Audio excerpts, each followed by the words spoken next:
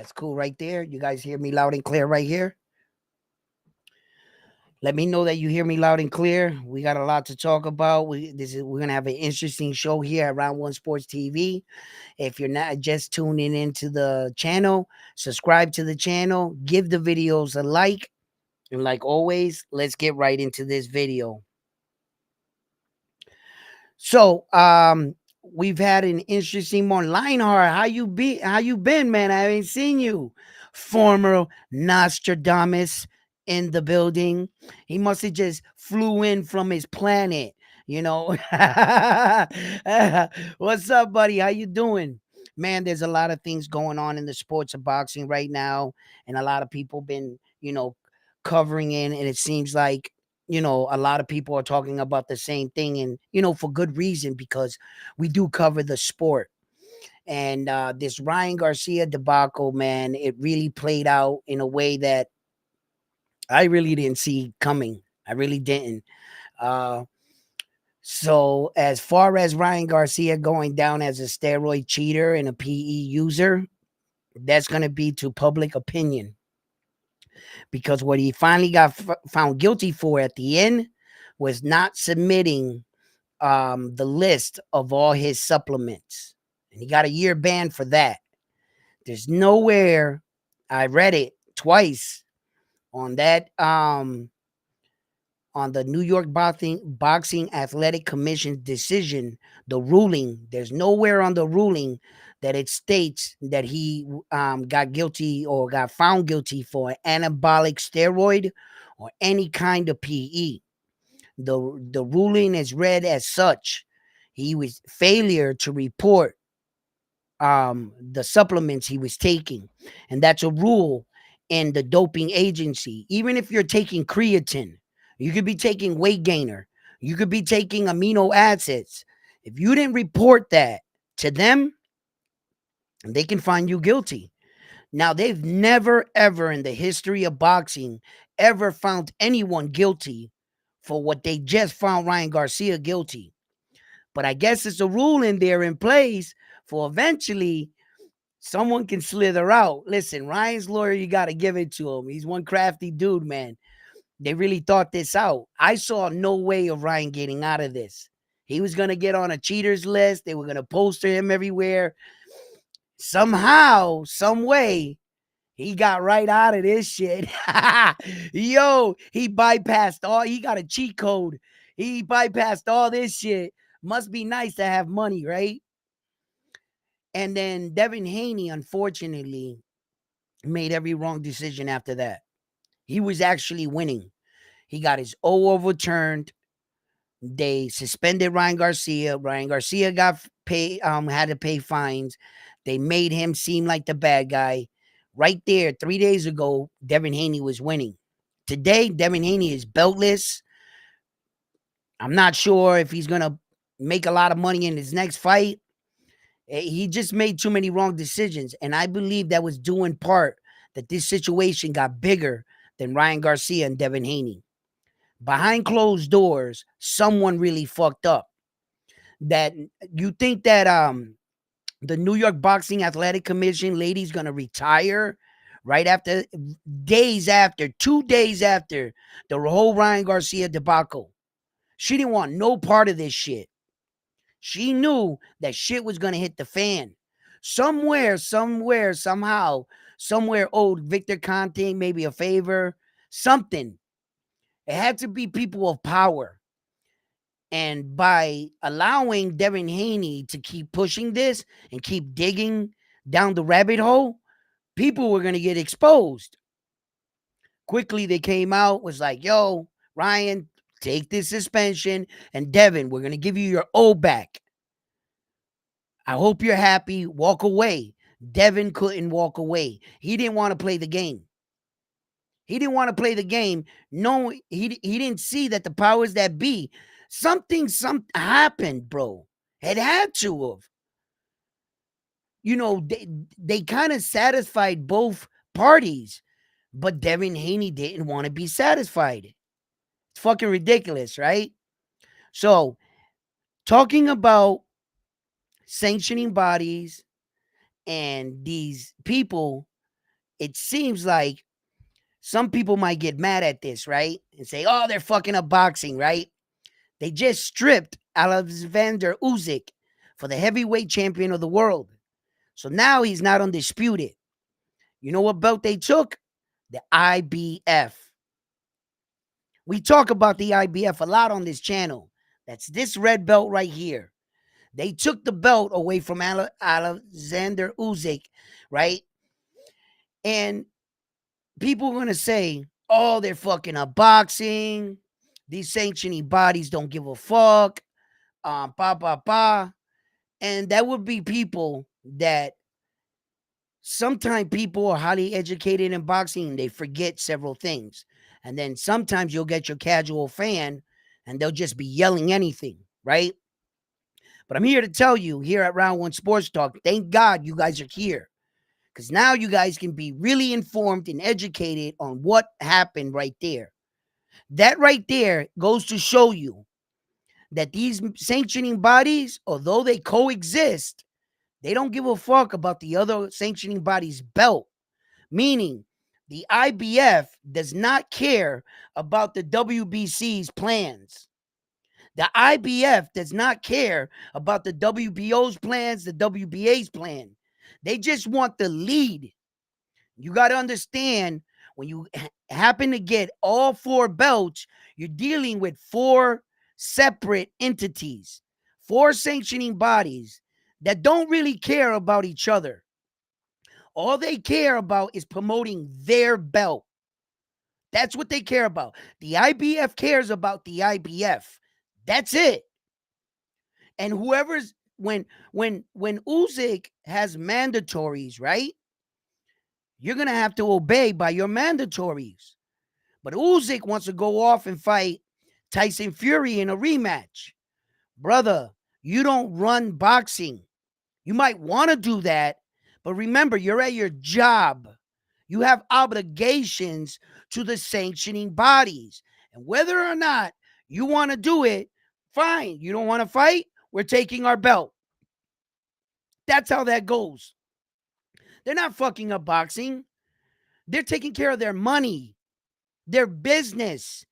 The IBF wants the lead. Whoever other sanctioning body, which is probably the WBC, is saying no. He's going to shoot the rematch, and it's going to be under our belt.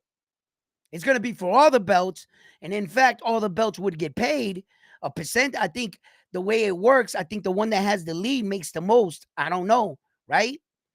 But obviously, the IBF is not playing ball for a reason. And you would think that even if they left Usyk the IBF, he would fight Tyson Fury. It would be for all four belts. I don't think it works that way. You got to fight your mandatory. The banking system here. We're in an organization that values the next man up. It's interesting for you. It's profitable for you to fight Tyson Fury. We don't care about your plans. We have a schedule, and there's people in line waiting for an opportunity. And when you guys all talking about the corruption in boxing and how these fighters are not getting their just dues or their title shots, when you got an organization that says either you fight your mandatory or we're taking your belt, and when they take their belt, motherfuckers want to get mad and talk about it's corruption. No, they're fixing the sport, bro, right before your eyes, and they're answering and giving the fans what exactly they asked for. To treat the fighters fair. The number one guy, give him his shot. Just like Canelo Alvarez is ducking beneath David DeMonte Benavidez. If the IBF would have stepped in and he was under their ranking system, instead of keep following the WBC, the IBF would have pushed Canelo Alvarez to fight David DeMonte Benavidez. But it happened to be during that time, the IBF was dead last. It went the WBC, the WBO, the WBA, then the IBF. Their hands were tied. They were waiting for their mandatory to come around, but there was nobody in their top thing putting in for. It was like they didn't know, the IBF guys weren't trying to fight Saul. I don't know. But David the Monster Benavidez should have thought that one through. He should have fought with the IBF organization. They're a non-bullshit organization. To tell you the truth, the IBF is keeping boxing strong because they're playing by the rules. They told Uysk, yo, check it out. Yeah, it's great. You're gonna fight Tyson Fury for all 4 belts. That's fucking awesome. And congratulations for you. But you have a mandatory, and this is the guy you need to fight. He said, no, I'm gonna fight Tyson. Oh, yeah? Give us our belt. You don't dictate who you fight.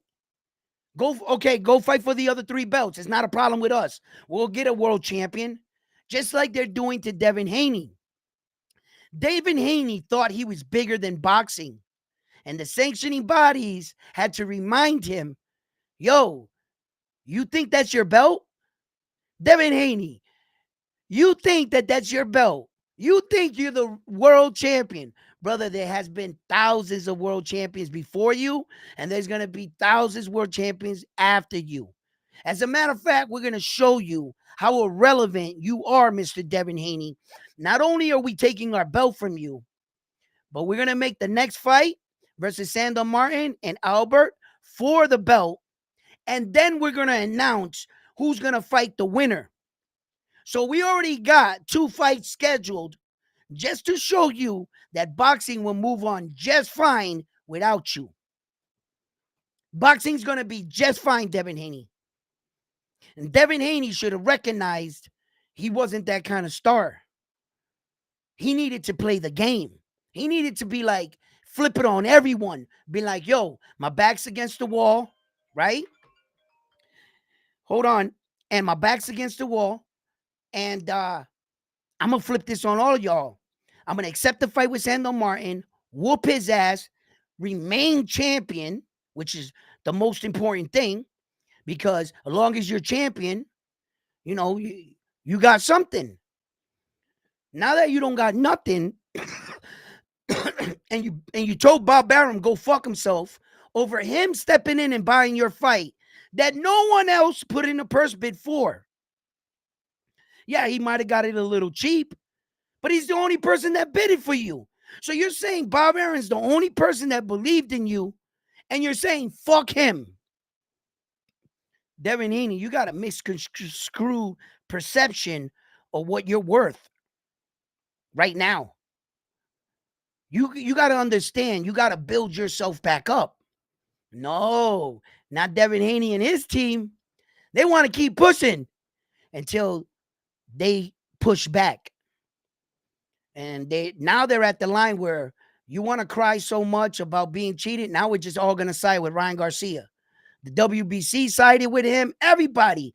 And he's the guy that fucking cheated, supposedly. He's the guy that didn't come in as a professional. At the end of the day, whether or not he had a PE in his system, I'm not going to hold him to that. What I am going to hold him to is, you're not a professional. You didn't make weight. That's one of the most disrespectful things to do in all of boxing. That alone by itself is good enough for me, right? Ryan, you never made weight, bro. So you're not showing professional quality as a boxer here. You see? So the one thing Devin did not want to do in this situation was let Ryan Garcia dictate what he does, his next move. And he ended up doing exactly that. He wants to sit on the shelf for a year and wait for Ryan. You mean to tell me that you're stopping your career? You're stopping everything you do. Now this kid just owns you, Devin.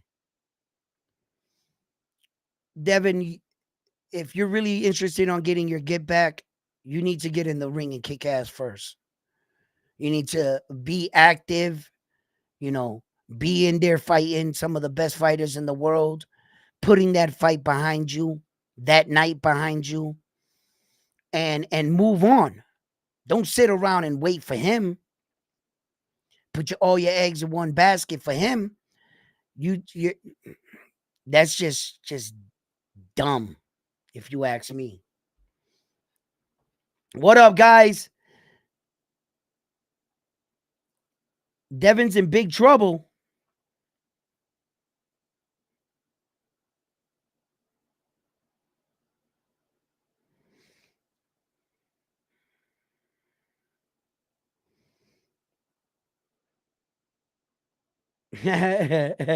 Yo,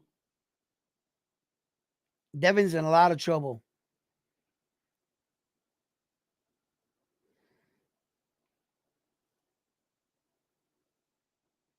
Armando, did you get the t-shirt? Armando has not got the t-shirt. Armando has not sent any address, nothing. But Road Rage sent me his address today, so I'm gonna try to have his sent out tomorrow. His t-shirt. I got one more t-shirt that I need to send out to one of y'all, and I ain't got no addresses from nobody. What do you want me to do? Put them in a plastic bag and just say Armando and be like, "Go t-shirt, go with the wind." Hey, let it fly. I don't think you're gonna get it. Yeah. Um, all right, send it. He sent it to me. Where? Where do I look for it? It was in my messages. Where'd you send it? On the Instagram? Where you sent it? Listen, don't be fucking with me because you guys know that I'm not that computer savvy. Okay, it might seem like I got it. You know what I mean? But I be forgetting shit. All right, yo. All right.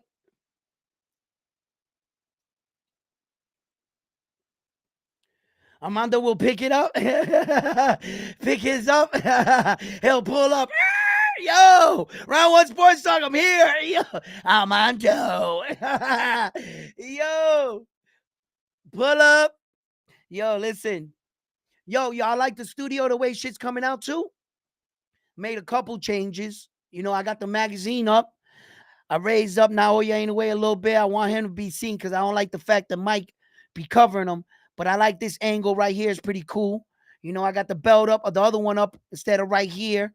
That way I can see the trophy more, you know, the ring set up and shit like that. You know, I like to keep it nice, you know, for you guys and shit. Have something to look at. I'm not good with green screens, so I had to make my screen. There's a lot of money behind me, trust me. There's a lot of money behind me, trust me. Yo, but yeah, man, I keep it tight. You dig this setup, Lionheart? Thank you, brother. I work hard at it. I work hard at it. I do, man. I try to keep, I'm always constantly out looking for something. And it seems like I'm not even like this fucking designer or anything. It's like a puzzle. It like pieces be falling together. It took me a while. Y'all know, for as long as y'all been watching me on this show, y'all saw me grow, build all this, you know, throughout my travels. I picked up something here, something there, and etc. And we just keep getting bigger and better. So, like I said, guys, I am going down to the Duran Boots Ennis workout. I am going to be there. I'm going to try to get some of the best interviews I can with him. I want to get down to and also interview Shakur Stevenson for his upcoming fight. You know, both fighters right now, both those American fighters got something to prove. Jaron Boots Ennis wants to prove to the world he is who they say he is just before this hiccup in his life, where that his promotional team, his promoter passed away. His promoter died, and his wife stood with everything. And she's got all these fighters, and I don't know anything about the lady. I'm pretty sure she knows what she's doing, but Jaron Boots Ennis wanted out. Now that Jaron Boots Ennis has entered somewhat in an agreement with Ed Hearns, he's not a 100% Ed Hearns fighter, neither. He's kind of doing the thing Subriel Matias is. So it seems like Ed Hearn signs all those guys from the across the pond. He started being a promoter out there. He never really had any American fighters because of the fact that one of his favorite fighters, right, which was Connor Ben, got popped dirty and his license was taken away from boxing out there, that he's coming out to America, and Ed Hearns kind of followed him, being that he had to start promoting fights in America. He picked up a couple American fighters. I think he did a couple good deals, with the requirement of Subir Matias. Um, so I believe that Jerron Boots Ennis, he has a lot to prove. Then you got Teofimo Lopez gonna fight Crowley, right? What's his name there? G- G- Glidget, Glidget, Glidget, Glidget, right? So he's gonna fight him. So that's also gonna be interesting. Now, Teofimo Lopez is all over social media, guys. You guys seen it. We talked about it. He's all over social media, attaching his name to even the fucking legend, Mike Tyson. Real disrespectful, like, right? Right? Saying that him and Mike were the youngest undisputed champions of the world. That's bullshit. Okay. Only Mike was, not you, brother. You're in a 4 belt era. You needed one more belt. Sorry, can't give you that credit. Right. So Tio, you know, although Tio seems to be playing the game, he notices that a lot of other boxers attach their names to other guys and stuff like that. So Tio's, that's right up his alley. You know, as far as Tio coming in and being like, you know, they're talking about Tio like he's not that guy. Unfortunately, through all his antics aside, Teofimo Lopez can fight. So you got to watch out for him. He's dangerous. He hits hard. He's a crafty fighter. When Tio's on his game and he's not allowing you to fight his ego, or he's fighting criticism, or his mind is elsewhere, Tio can actually fight. Okay. And he's dangerous. So this fight right now with Sando Martin and Albert, right? It's an interesting fight because I know that Sando Martin is a good fighter and I like him. He stays active in the ring. He's moving a lot in the ring. He doesn't have your typically slick style boxing. He looks for opening, tries to create situations. That's Sando Martin. And you know, he is slick a little bit with his shots. That's what I mean by creating them.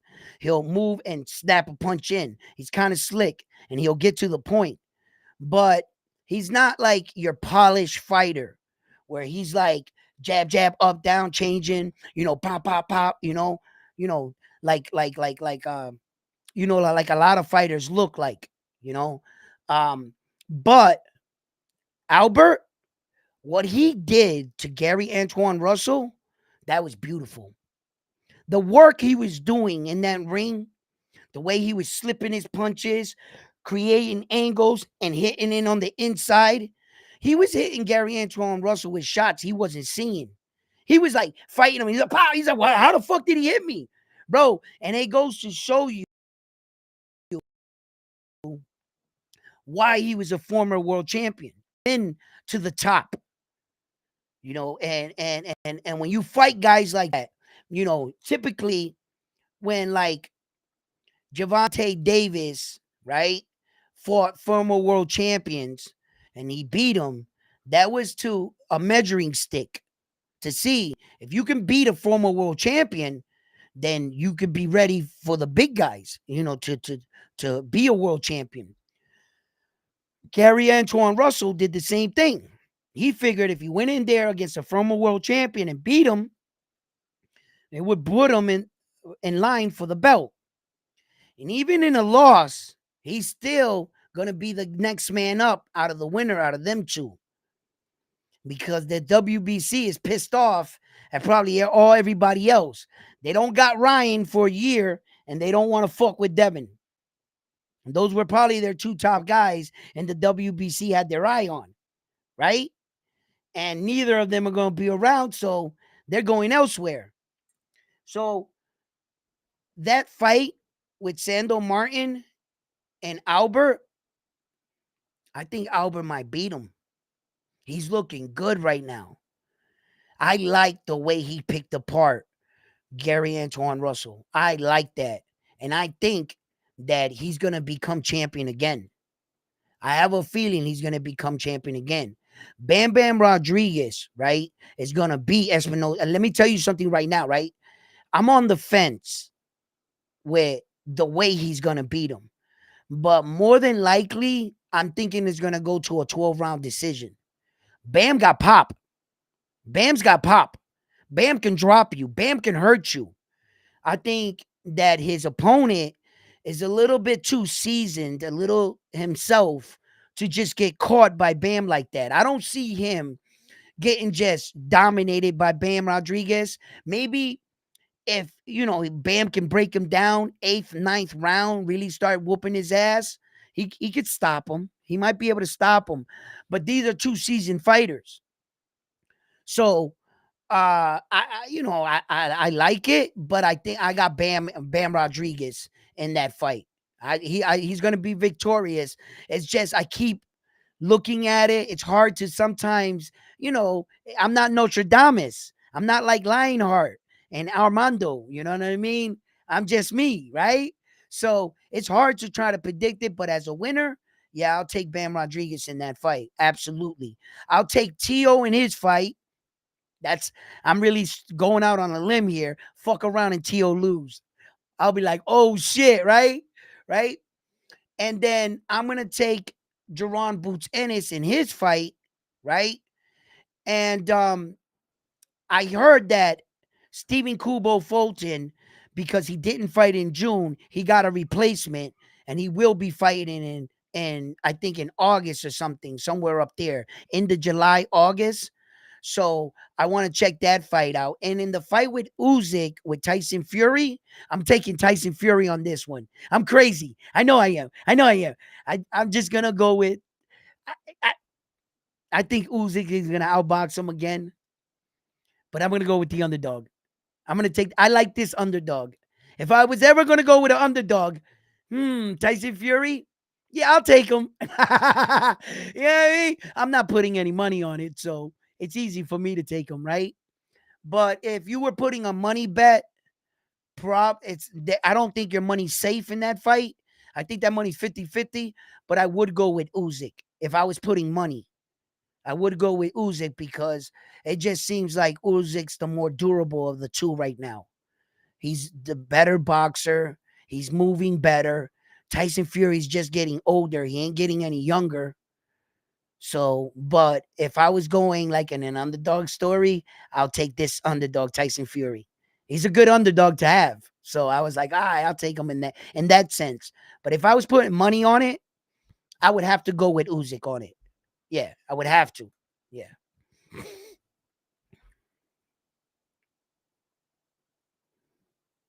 Estrada gets no respect. Shh. Ah, we need specifics.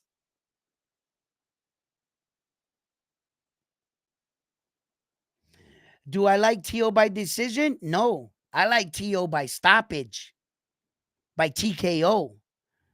Tio's going to stop this dude. Tio needs a big fight. He needs a big stop.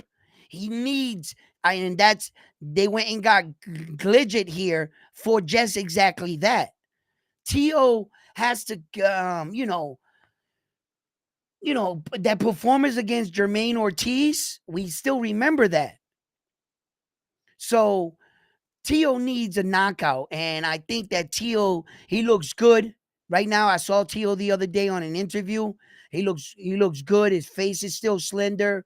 He looks like he's on shape, schedule, locked in, laser focused. I think Tio's gonna go back to his old ways, and he's gonna give us a big knockout. I don't. I Tio knows he can't go to no 12-round decision. It could, it could, but I don't think it's going to. I think Tio's going to stop him. Seventh, eighth, ninth round, somewhere around there, Tio's going to stop him. We'll watch the fight together and we'll make our predictions. All right?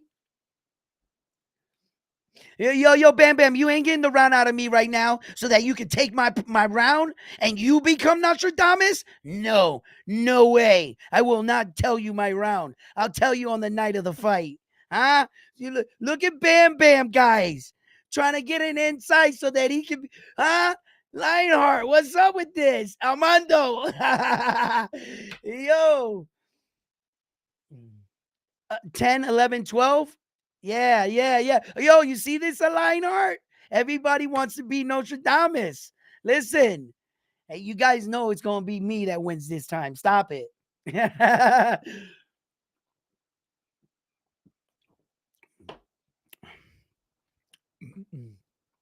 Bam's going to rock this dude, bro. Bam Rodriguez, he's going to rock him. You know, there's a lot of ways that play out. I think Bam's going to stop him, too. There's another version that I keep thinking that Bam's going to stop him. But all likelihood, I think it'll be a battle, a real good battle. But I think Bam's going to take control in the fight. He's going to punish him. And it'll end up going 12 rounds. That's what I really think. Best case scenario, Bam stops him early. 4, 6 rounds, between 4 and 6. Yo, Bam's and he's just getting better. He's just getting better. Now, the one thing that I got to keep reminding myself every time I watch these fights, that the next time you see that fighter, you're supposed to be seeing a better version of that fighter. And typically what I do is I'm like still judging him on his last fight, when in fact he's supposed to be that much better on his next one. So Bam Rodriguez is really coming into his own, and I'm excited to see him because I want to see what he looks like in a bigger, stronger weight. He was already outgrowing his weight when he fought Sonny Edwards. You know, he was depleting himself, and he still fought Sonny Edwards fucking fabulous. And I like Sonny Edwards as a fighter, bro. I like the way that little fucking dude fights.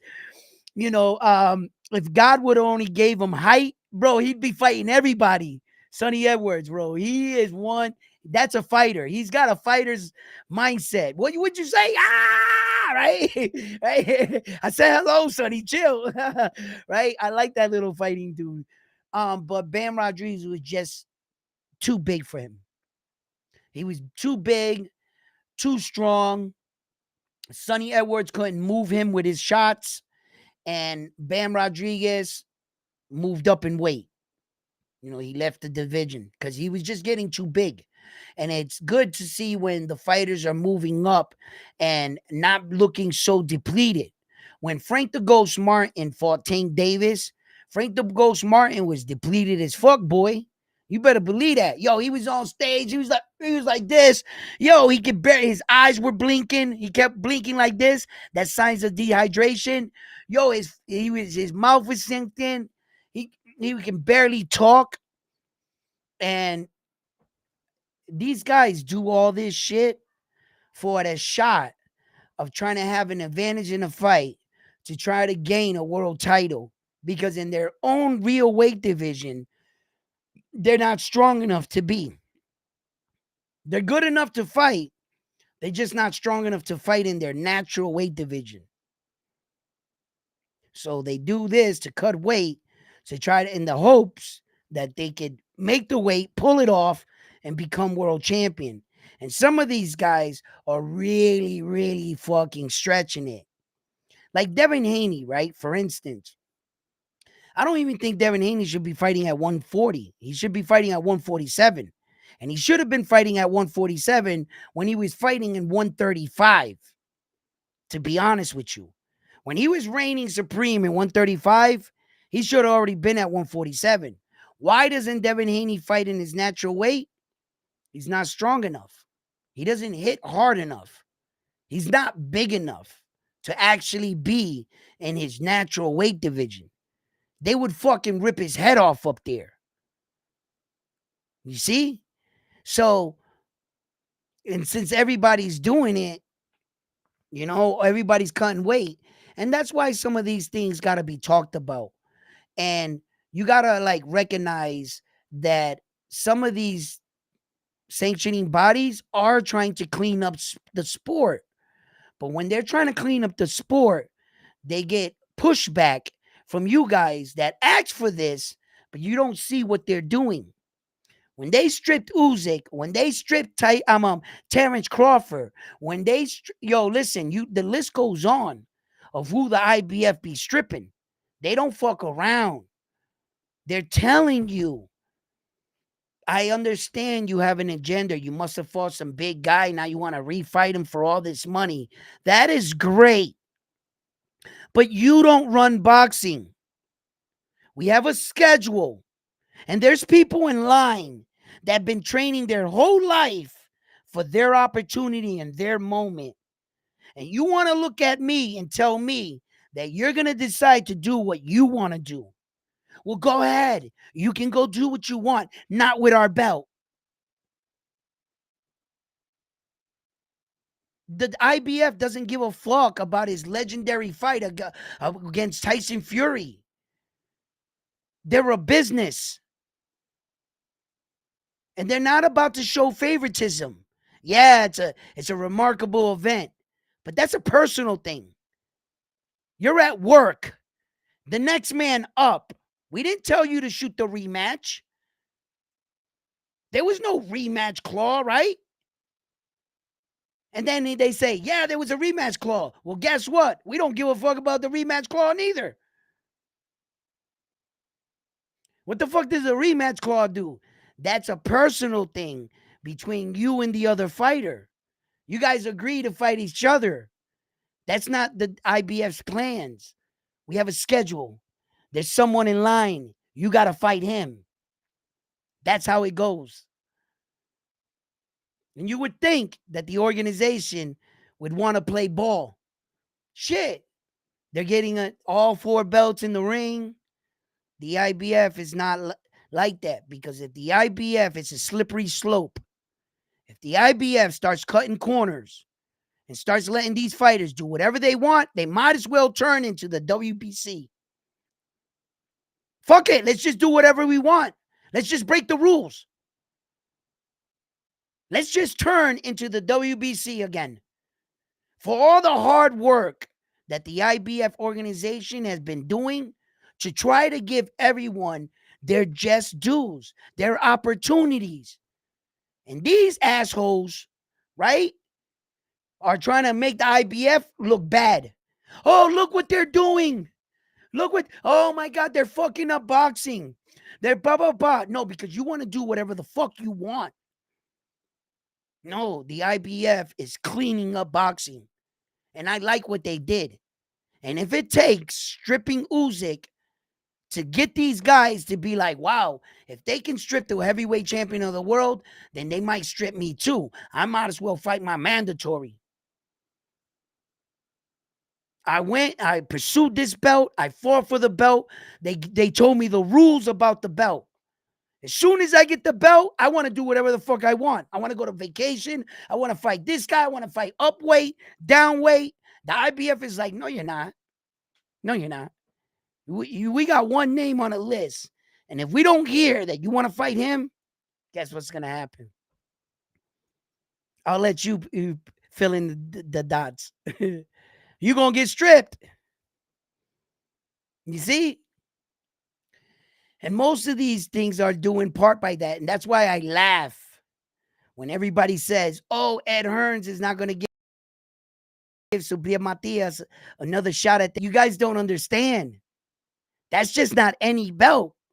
Ed Hearns don't got nothing to say when it comes to the IBF organization.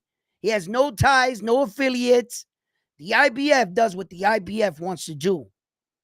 And if Subriel Matias wins the fight that puts him in position to be a mandatory, guess what's going to happen? Liam Paro's going to have to give him the rematch, whether he wants it or not. You're fucking with the IBF now. He's not going to be able to play keep away. Not with that. Like I said, if it was the WBA, the WBO, or the WBC, I would be concerned for Subriel Matias. I really would. Yeah. I'd be like, fuck, man, how's he gonna get that belt back? They can really play keep away with it. They'll do some bullshit like fight this title eliminator fight. and he does it. Then fight for the interim, and then he does it, and then fight for the super interim, right? Yo, they'll fucking run you through a meat grinder. Just ask David the Monster Benavidez how many interim belts he fought, how many title eliminators he fought in the pursuit of trying to get a fight with Saul Canelo Alvarez. Ask him how that worked out for him. I would have been nervous if it was different sanctioning bodies because you could never tell. The WBO is cool. If it was that belt, perhaps Subriel would have got a shot. And the fact that the WBO's main headquarters is where? In Puerto Rico. Why doesn't the Puerto Rican fighters go after the Puerto Rico belt? Why? One, they're the youngest sanctioning body around. They're the last, right? So they're really, throughout the years, have been putting their organization, right? But the Puerto Rican fighters, just like Felix Trinidad's number one belt was what? The IBF. He fought and defended for the IBF more than any belt he ever had. In fact, he only had the WBC once and the WBA once, I think, right? That's it. But the IBF was that belt. Same message he probably passed down to Subriel. If there's any belt you want to go for that has a weight claw involved, there won't be no weight bullying there. If you're a natural fighter in that weight division, the organization tries to keep it that way. They'll go to bat for you. They'll talk to other organizations to unify. They work with other organizations to unify, shall you choose to.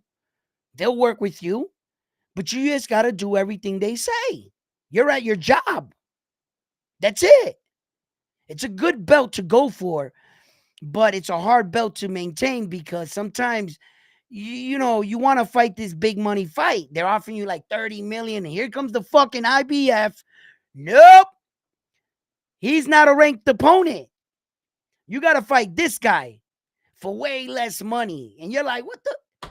Come on, IBF. I got a mega fight showdown over here for like all this money's on the table. And you want me to fucking fight a mandatory? Who the fuck is this guy? Right? But that's how the IBF is. They're going to be fair to both sides, the A side and the B side. You know, for the most part, they are the best organization to fuck with. They are. The most bougie organization, the best belt in all of boxing, the most prestigious belt in all of boxing is probably the WBC. They're like the 5-star hotel. If you happen to get your hands on that fucking belt, you can really catapult your career. The line, the waiting list of the men and women that are trying to get this belt, it's fucking around the corner, bro. So they have so many options, the WBC, and they're so bougie that they can blatantly do foul shit, get a lot of criticism, but it doesn't matter. Their belt is just that strong. How strong is the WBC? Tank Davis and Frank the Ghost Martin fought for the WBA, and the WBC made a commemorative belt for that night on that occasion to present it. They do that all the time in certain situations. Their belt is not even on the line, and somehow the WBC ends up in there with some belt around somebody. That's how powerful they are. Check it out. The night that Teofimo Lopez and Lomachenko fought, the WBC World Championship wasn't on the line. Neither of those men had a WBC belt. But wait a minute. When Teofimo Lopez lost, he didn't have one. He had 2 green belts on the podium. They were both in his hand. He had one right here and he was holding one right here. He was holding the belts like this. Remember? It was during the Corona epidemic, right? How the fuck does he have 2 green belts? And how is there a representative for the WBC in the ring that night? If the WBC world title was not on the line, there was no WBC title on the line. After the fight, all of a sudden, boop, boop, 2 WBC belts popped around Teofimo Lopez's hands. Devin Haney owned the real WBC world title. Lomachenko vacated it to him. There was no WB. That's how powerful they are. They can interrupt any night and just throw any belt on somebody. And these fuckers don't even challenge them. Why do you think that is? How strong they are. And you would think that the original belt would be the strongest. The original belt out of all these belts, including the IBO, which eventually is going to become an official world title in the near future. It's going to take some time, but they're starting to make some noise, the IBO, right? The original belt is the WBA. That's why I got it up here with Ali. That's the original. That's where it all started from. All these belt shit started from them. They are the original. And that's why I have that belt up there with the original Dungada right here. You see? So you would think that them being the original, they would be the strongest, bro. They do not have their shit together over there in the WBA. That is a clusterfuck. It truly is. For no wonder all these belts branched off from their organization. Meaning they had good intentions. But they just didn't want to work with anybody. They didn't want to work with anybody.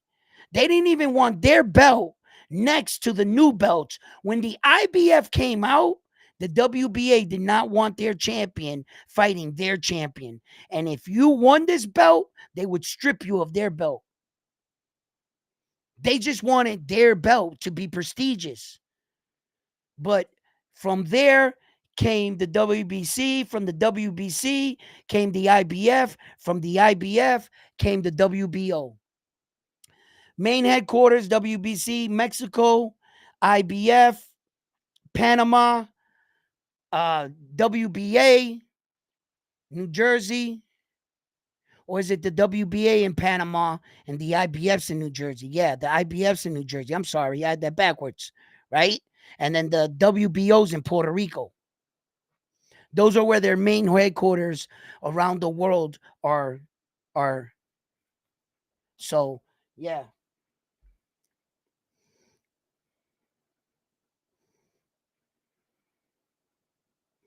Yeah.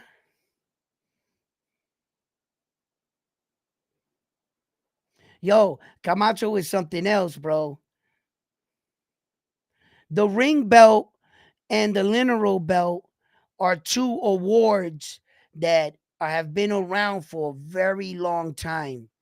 They could have had an opportunity of being an actual belt, but they were okay where they were. The ring size belt and the lineal belt were like the lineal belt was the people's champion.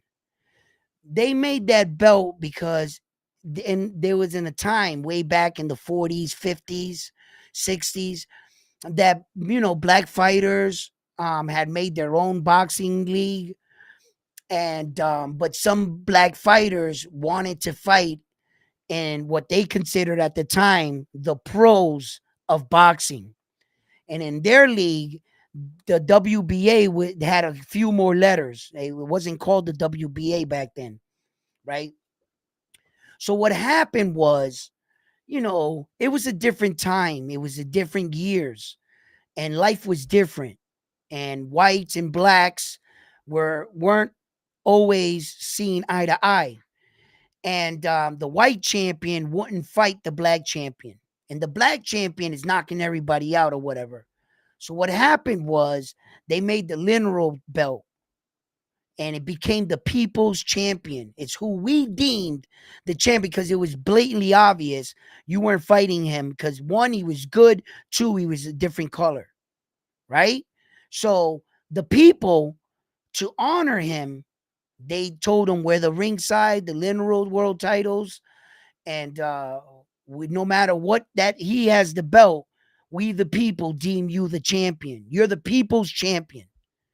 But the difference between the ringside and the literal, that you don't pay any sanction fees. No one backs them up. That's basically an award for your recognition. Okay, the ringside supposed to be when the number one guy contender and the number two contender fight to prove who's the best, to fight the champion. Then you bring the ringside magazine belt into the championship belt, into the championship fight. It's when the number one guy and the number two guy fight each other. That's the ring. The literal was a prestigious belt amongst fighters that deems you the people's champion. You see? And fighters like Tyson Fury had the literal. There's a few fighters. Larry Holmes had the literal. There's a lot of fighters that had it, but not every fighter. Meaning, there isn't a literal title in every weight division. There isn't a ring magazine in every weight division. And if you can't have that belt in every single weight division and give everyone a fair shake to win it, it can't be considered a real world title. That's basically an award belt for them acknowledging what you're doing in the ring. There's no real status on the ringside magazine or the literal. They're not actually world titles. No, they're not. We, the people, kept the credibility and them being prestigious throughout the years because we valued them. But in reality, the ringside magazine and the literal are not world titles. They're not even interim world titles. Yeah. And only by public opinion is the literal belt bigger than an interim belt. The technical, hell no, it's not. You at least an interim belt is a piece of a world championship. You can legitimately say that. Not with the literal. That's just our opinions and the fact that we value them. That's all. But you don't pay anything to them.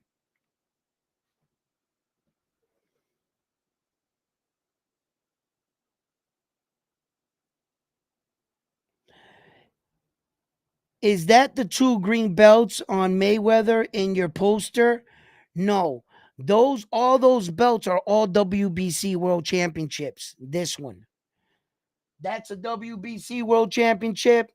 He has three of them. He has one. No, he has, yeah, one, two, three, and I think he has one on four in this picture on this day. The thing with boxing is every time you win, they mail you a new belt. Okay? The way it works is, say me and you were fighting and I had this belt on, right? And you beat me on that night. The most prestigious thing to do is to wear my belt in the ring, the belt I brought to the fight. So I brought the belt to the fight in a suitcase. I was the champion. You beat me. They take my belt out of my suitcase and they give it to you. In the ring, while they're interviewing, you're wearing my belt. You beat me for my belt. So you're wearing that belt. When you go back to the locker room, you take the belt off and you give it back to me. That's a champion ritual. All you really want was to wear the guy's belt you beat. That you just want to do it one time. You beat him, I'm wearing your belt, bro. I just whooped your ass. That's fucking prestigious. Once I wear that belt, I take it off, I give it back to the champion. Just like Sebastian Fedora gave his belts back and they showed it in the locker room to Tim Tszyu, he gave him back his WBO world title. Because in 1 week, the WBO is going to mail him a new one. So once you give me back my belt, I'll keep it. It's for me. No one can ever take that away from you, right? Do whatever you want with your belt, but you were a world champion. And in boxing, they allow you to wear all your belts to the ring. They think it looks, intimidating. So Mayweather would come to the ring with like 7 WBC world champions sometime. He'd have like an outrageous amount. His whole entourage would have a green belt. You would see in his fights, he would bring all these belts, but the one he won was around his waist. You see? So Mayweather fought 26 world title fights. When they interview Mayweather, he puts all 26 belts on the table. And he shows you that's your body of work. That's what your career, what you were fighting for. When you sit back and you look at his wall, yo, it must look fucking crazy, bro.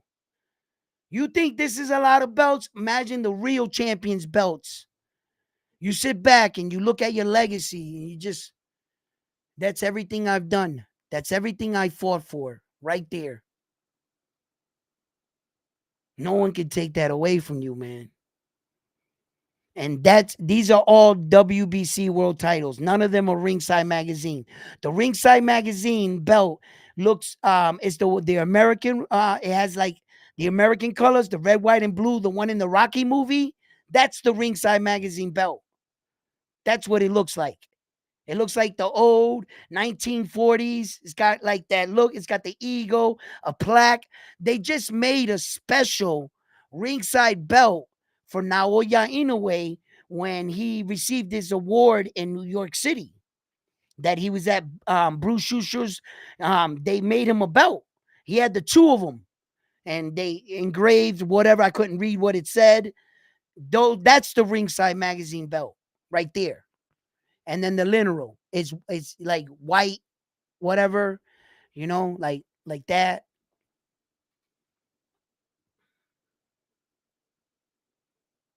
That man got a lot of fucking belts, bro. Just like this man right here. I can imagine what his wall looks like, because every time he defends those 4 belts, they send him a new 4 belts. So he's about to get 4 more belts in the mail. But if you think that like they're just giving these guys these belts too, nah, they take that off your money too. Them belts is like $3,000 a piece. The real belts, they're like $3,000, $4,000. You could buy one for like 4,500, $6,000. You could buy a real belt. Yeah. It's not going to be officially stamped as a world champion in the back, because in the back of the belts, they have where they put like, you can have it sent away and have your name dated in time. If you look real close on a real world title, for instance, in this picture, I'm not sure if you could zoom in, but if you can, notice on every belt on the back, you can put your name on it and you could have it engraved. Everything. It's all there set for you to do. That's what these pieces are for. When you win your world titles and you start to develop as a champion, they start to put down what's up? You start to put your legacy, your name, your career, everything on the plaques. And it says different shit. But as far as the most expensive belt in the world, the best title they've ever made, there's only one. There's only one belt in the world that is the most expensive title. I believe it's worth $1 million. It's the WBC World Championship of the World. They have it. It's all iced out and all real diamonds, all real gold. All the pictures on it are gold, everything. And only one man has it. There's only one belt like that's ever been made where they put that much money into the belt. And there's only one owner of that belt. Floyd Mayweather has it.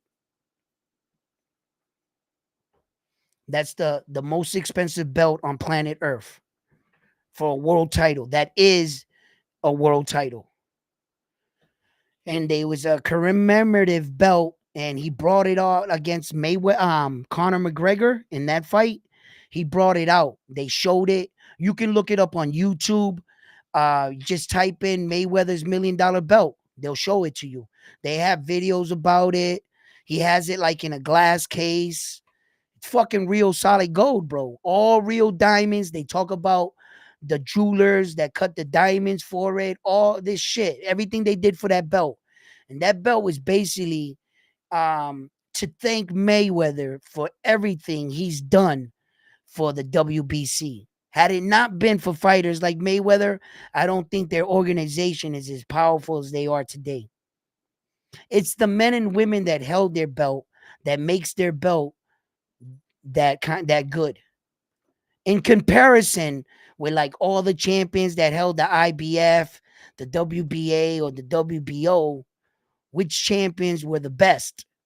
And the majority of them had the WBC.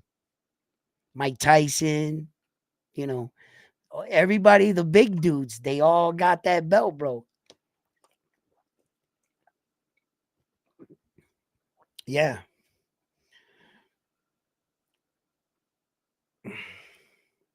You saw that? You took pictures with Teofimo Lopez? Yeah. Justin, remember the rematch in Australia?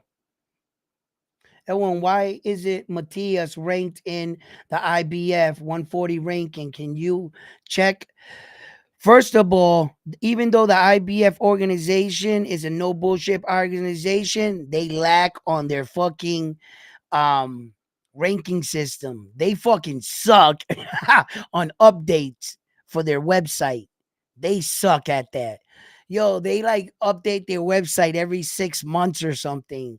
When it comes to them, like, don't go by the ranking system because that might be fucked up. If you notice and you pull up all the rankings, some of the ranking systems in the IBF still had Subriel Matias the champion just until like 3 days ago when I checked.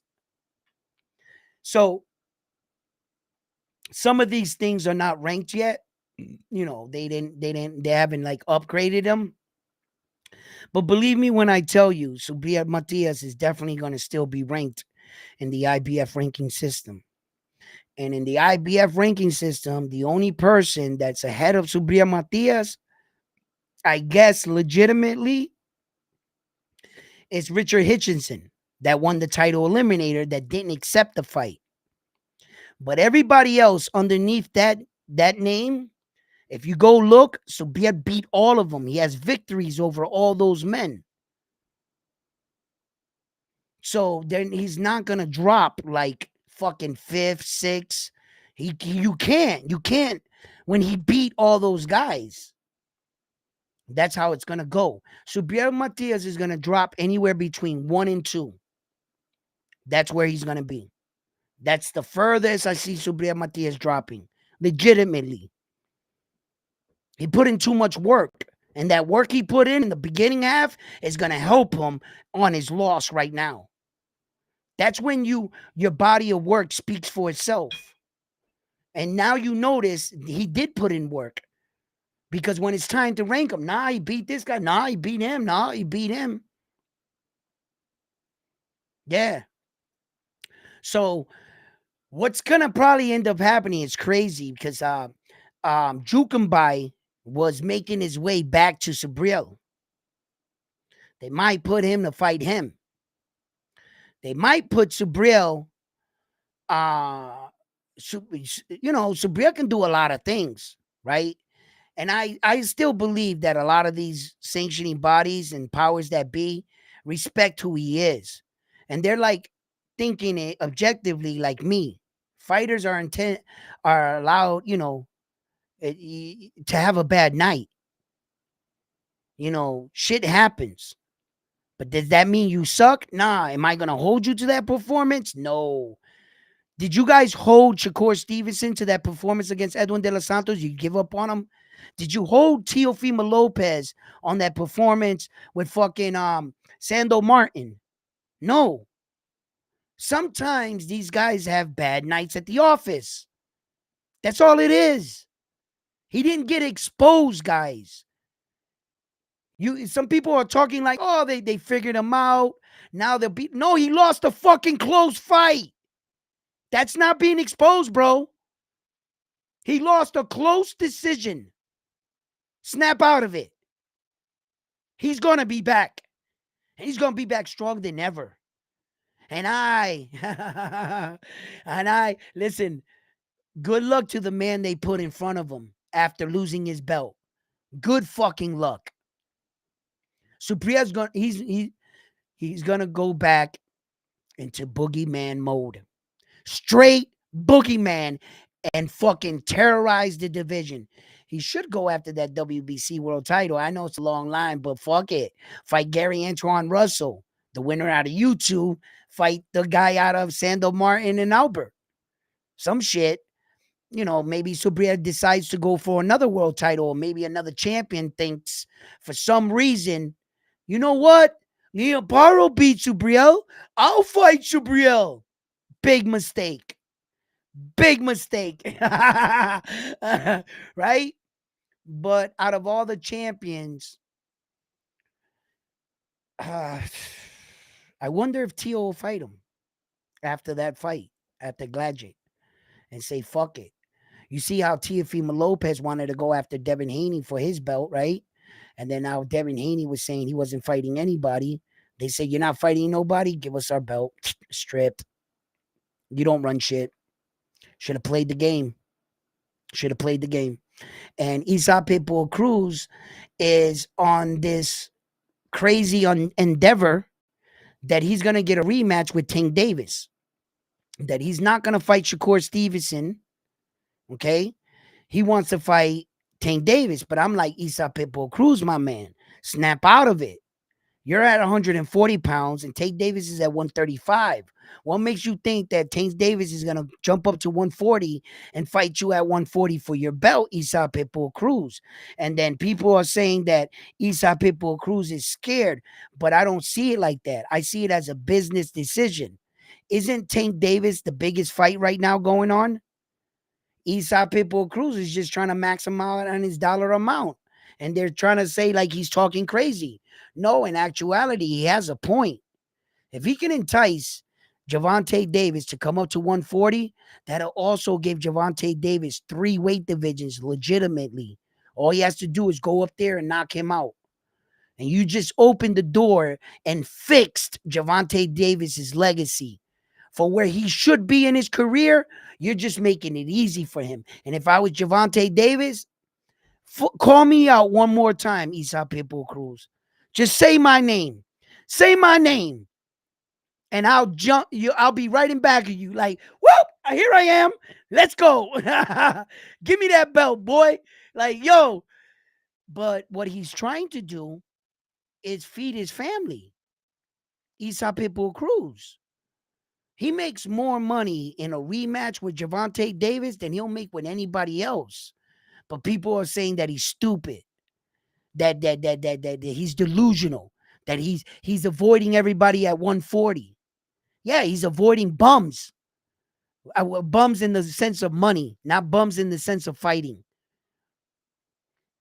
Them dudes don't got that kind of Tank Davis money fucking notoriety. Hell no. And you want him to fight who? Bro, them dudes, they're not going to have big names in the WBA ranking system. Now, in all the other ranking system for Isaac Pitbull Cruz, he can fight like fighters like Subriel. I don't think he's going to do that. You'll make money there. You'll make money probably. I think he would make a little money with Devin Haney, and the other champions. But now we're just talking in the WBA ranking system. And all the guys they got in the WBA ranking system, that's his natural opponents. There's nobody fucking there. Fucking Rolly. You look at the ranking system for the WBA. It's a fucking joke. For 140 at 140 pounds. It's a fucking joke. The guys they got, number 1, number 2. Yo, it's fucking ridiculous. So I would fight Tank Davis. I would entice him to come up. That's the biggest fish in boxing right now. But yet they're going to say Isaac Pitbull Cruz is scared to fight Shakur or to fight fucking Teofimo Lopez or to fight fucking Subriel or Devin. Nah, bro. He's going after the big fish. And most importantly, he already fought Tank. He knows what Tank has to offer. Tank never knocked him out. Broke both hands on his forehead. Right? And it's the biggest fight ever. You're not going to make money fucking fighting Rolly. Or the old man. Or none of them dudes, man. Fucking Barboza.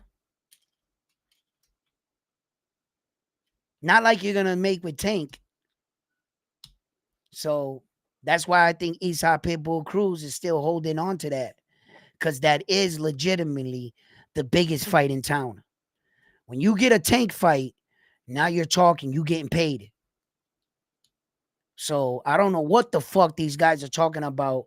Eastside Pitbull Cruz is delusional, or that he's trying to secure this Tank fight when he shouldn't be. No, he should be. Yes, he should. In this game, you want to go after the and make the most money, right? That's the biggest fight in town, that Tank fight. There ain't no fight like it right now.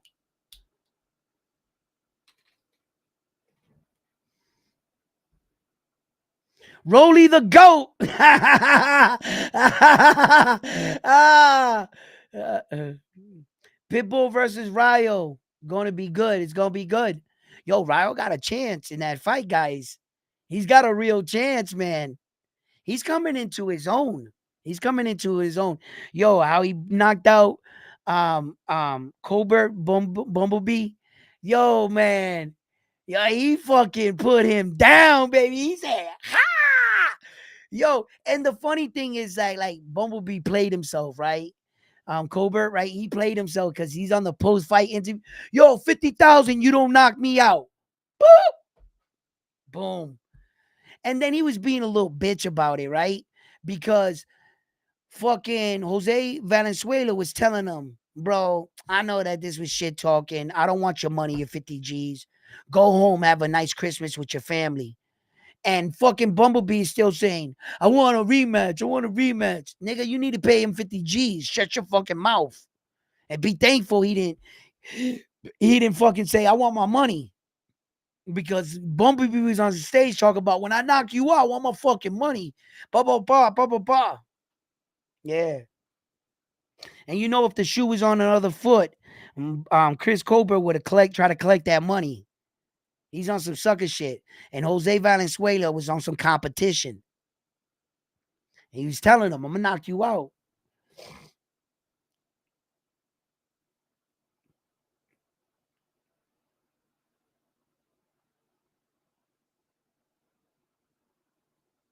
Where are the chat family in here? What's up, guys?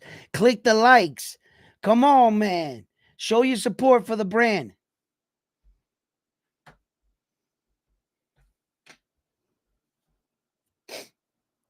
Yeah, guys. So listen.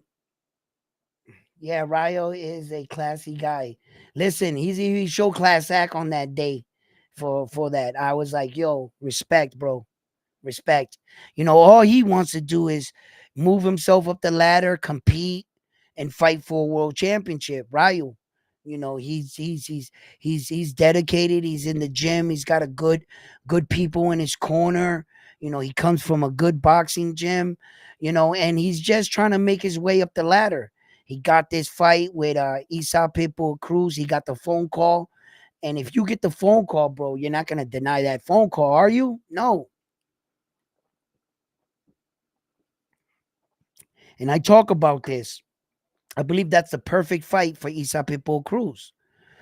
You know, Isa Pitbull Cruz, first of all, does not belong at 140 pounds. Let's just be honest. He's not a 140-pound fighter. He got blimped up, fought Rolly. He chased for his dream to actually secure his first world title. And he did it. No one can take that away from you. If you're going to start getting acclimated to the division and be serious about defending that belt, that you don't want to jump in right away with all the bigger guys. The fact that somebody else was moving up in weight and also going to make the transition to 140, which was Jose Valenzuela, well, that was a perfect match. And I think the matchmakers got it right. It's really unfair. And I say this again. Nobody gives a fuck if it's fair or not. Everybody wants to become a world champion, and everybody got their own goals. But if Isai Pitbull Cruz took that challenge on of securing a 140-pound championship of the world, then you better believe he's gonna have to defend that title. All right. So I just think that the matchmakers got it right. I like that fight in a lot of different ways. there's a lot of big fights, on that card. The main event being, of course, Terrence Crawford versus Israel. So, you know, I look forward to that card. He looked real sharp. He looked a lot sharper from when he lost. Remember when Jose Valenzuela lost, right? He was walking into that fight thinking he was gonna win, right? Of course, every fight you would think, right? But he was. What I'm saying was he was the favorite in that fight, and he ended up losing that fight, right? So since that time, I've actually seen him improve, get better. And that's what I talk about. When you see your favorite fighters and you see that fighter, the next time you see that fighter out, you should be able to tell and see how he's developing in the gym and the things he's been working on, how much better he's getting. When you see a decline with your very own eyes, was like when Joy Joyce fought Zhang. When you saw Joy Joyce fight against Zhang, that was a decline in performance. Right away, you can see Joe Joyce was out fucking around and not training. In fact, he must have been fucking around so much that even in the second fight, he didn't look any better. But 2 fights, 3 fights previous to that fight with Zhang, Joe Joyce was looking like a fucking top prospect, a contender, even in the heavyweight division. All of a sudden, they started paying attention to him. The fame started getting to his head. He started hanging out a little too much. When you saw him come in against Zhang, boy, did you see a decline in his performance. It just went down, bro. Didn't go up, it went down. You see? And then when you see fighters like Jose Valenzuela, the next time I saw him against Chris Colbert. I felt like he won the first fight. Chris Colbert is a fucking sore loser and a sore winner, right? Then he gave him the rematch because he got so much criticism from it. And Jose just even looked that much better on that night. And he put him away. Yeah. So when we see our fighters, we want to make sure that we are following and that our fighter is doing the right thing. He or she is looking better every time out, and it goes as such. What? SR Killer? What? Killer Bees? What? No, I don't, my brother. Don't know very you coming from what was what? Who's he talking to?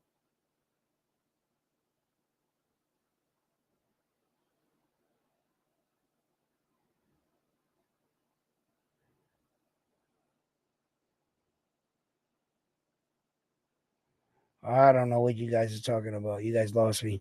Anyway, but yeah. So like a lot of these fighters right now that are the transition that we're starting to see and closing out this year are going to be a lot of big fights at the tail end of this year. I'm interested how the year is going to end for most of these fights, and some can by the end of this year. Can other fighters put themselves in the position they want to be to fight for either their titles back? Some of these guys are trying to shoot back for rematches. You know what I'm saying? Like fighters like Robersi, he wants a shot back at his title, Robersi. You know what I mean? Um, Tyson Fury wants a shot back at his title. Um, uh, Subriel Matias wants a shot back at his title. Um, there's a lot of fighters that want to either get back in position, and I'm very interested on seeing how the year's going to end and unfold for a lot of these guys and where some of these guys are going to end up, even at the 118-pound weight division, where the Japanese fighters all have belts there. Eventually, they're either going to have to all fight each other to start unifying some of these titles, or they're going to choose not to fight each other and to fight everyone else. That's their right. You see? Uh, so it's gonna be really, really interesting, and especially when you got fighters like Naoya Inoue, already scheduling his fight. He's in there popping them off. He's just banging these fights out. And it's really exciting to see the best fighters in the world really push the envelope and set a bar for everyone else to look at in boxing and say, man, I want to be that kind of fighter. And if I want to consider myself to be the best fighters in the world, then I got to do the best fighter in the world shit. And this is right down that avenue right there. You see? Terrence Crawford's moving into his fourth weight division. It's going to be really exciting. I would like to see how he fares up in the 154. If his power transitions, has he met? Because I'm gonna tell you right now that Ismail dude, he looks big as fuck, boy. Yo, that dude looks big, bro. Yo, I was watching him hitting the bag. He was doing some sparring. Yo, his fucking arms are like this, right? He was hitting the bag. He was like, boom, boom. And I'm like, oh shit, right? And they show Terrence Crawford, but they don't really show too much of Terrence Crawford.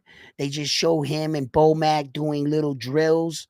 They're not going to show you too much. They show a little bit. They show him hitting the pads little and shit, right? But I was watching the Israel dude, right? Yo, that dude is big as shit.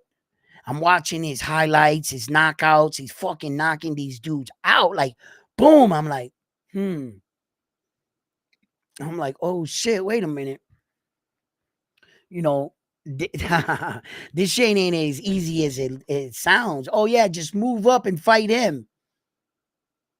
That's not just as easy as it sounds. But I believe in Terrence Crawford. Terrence Crawford is not revered and is not like one of the top fighters in the world, right? For so long, having like a 10 knockout streak. Like his last 10 fighters, he knocked them all out, right? And he's not been this kind of fighter for no reason. I believe in Terrence Crawford's skills. I think that he knows how to deal with power. Yeah, he's a little bit too smart, too crafty, too slick, I think, to fall for some fucking setup punch, you know. But anything can happen.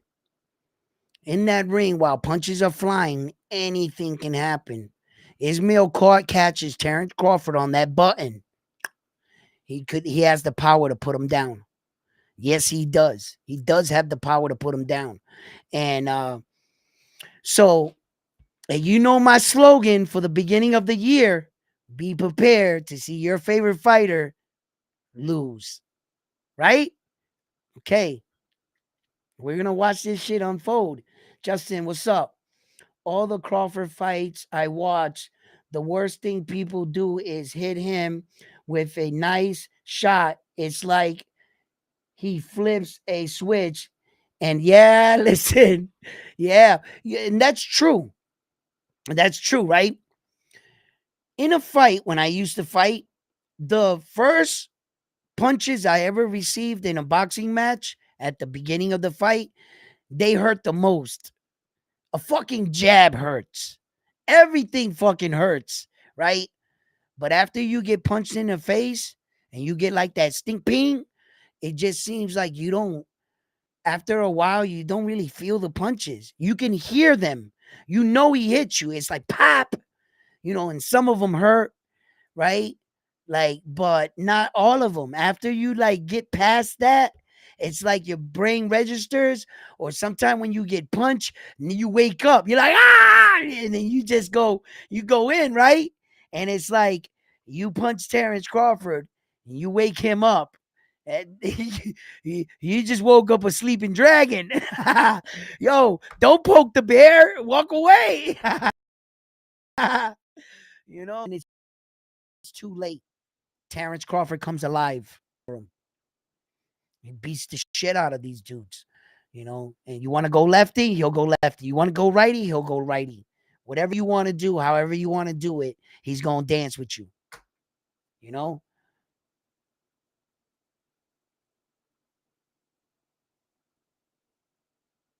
Listen, Teofimo Lopez is advocating this fight with Terrence Crawford, and I think Teal's just clout chasing.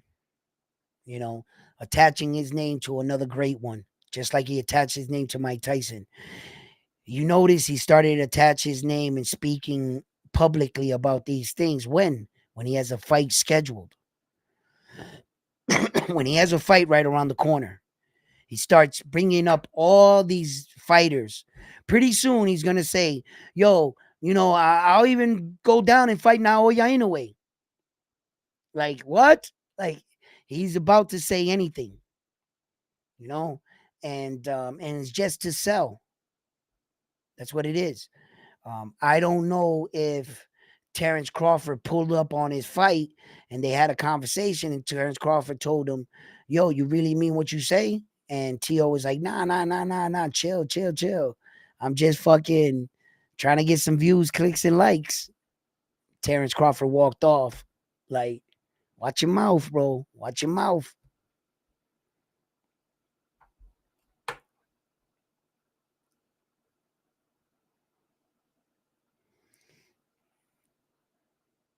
Yeah, man.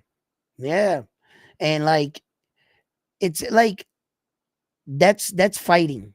You know what I'm saying? The blood starts flowing, you get the fighting, baby, you know, and that's when you know what you're made of. You know, you see blood, did you concede? Did you stop? Did you be like, "Bow, like, oh, that's enough for me?" And some people see blood and go, "Let's go, baby. Let's go. I'm right here. I ain't gonna shy away from that. Matter of fact, I'm gonna give you some blood too, but it's gonna be from you. I'm gonna take some blood out of you this time." you know, you know, and that's when you know you got a fighter in your hand. You know, there's those guys that are like zombies, like Nick Diaz in the UFC, like like Arturo Gotti. Those guys were zombies. You be hitting them with bombs, blood everywhere, gushing. They're just going, "Come on, let's go!" And you're like, "What the fuck?" Right? You got one of those guys on your hands, and you just got to learn how to deal with that. You got to learn how not to fold in a fight and believe in your hands, believe in yourself. Yeah, he might have a good face. He's pretending like your punches are not hurting him. Don't buy into that. Stay focused, stay the course. Keep hitting him. Bam, bam. Eventually, he's not made of steel. That he's still flesh and bones. Eventually, you hit him enough times, you gonna drop him. There's a lot of fighters that took big shots. You like they say Devin Haney don't got no power. I beg to differ. You keep getting punched by Devin Haney long enough, eventually he's gonna fucking smash your face. Eventually. You see, Devin Haney can crack. He just doesn't have that real thumping kind of punch. It's probably more like a stinging punch. And it probably hurts, but it's not like real powerful. But it doesn't mean he doesn't hit hard. That's just like, I don't know, getting hit with a hammer all night. That must hurt all night, just getting whacked in a hammer like this.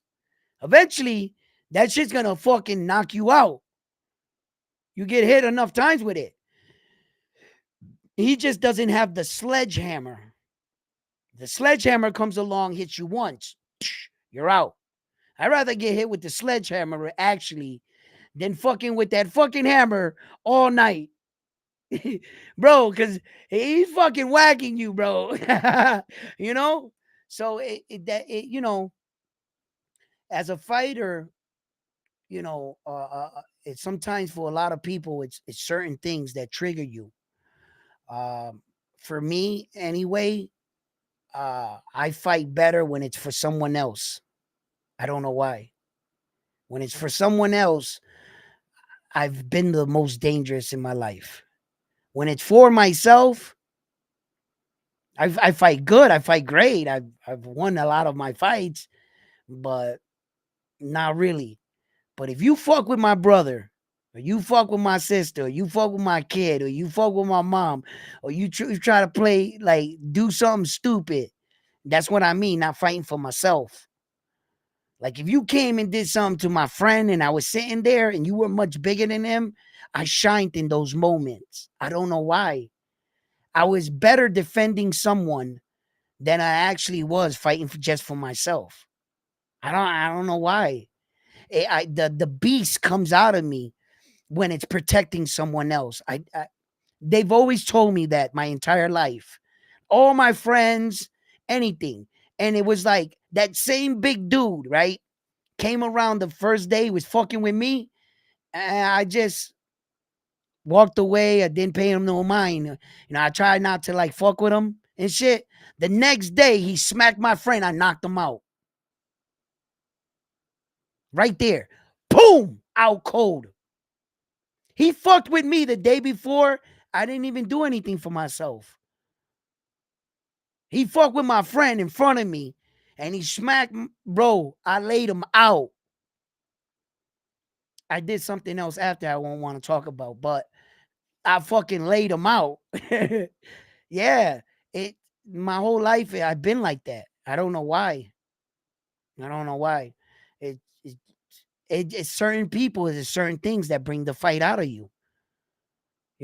Not to say that I don't fight good for myself. I do. I'll fight for myself, of course, but it's just my loved ones. I guess it is something inside of me. I don't know what it is.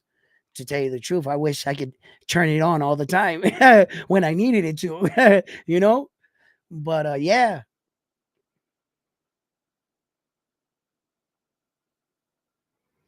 yeah.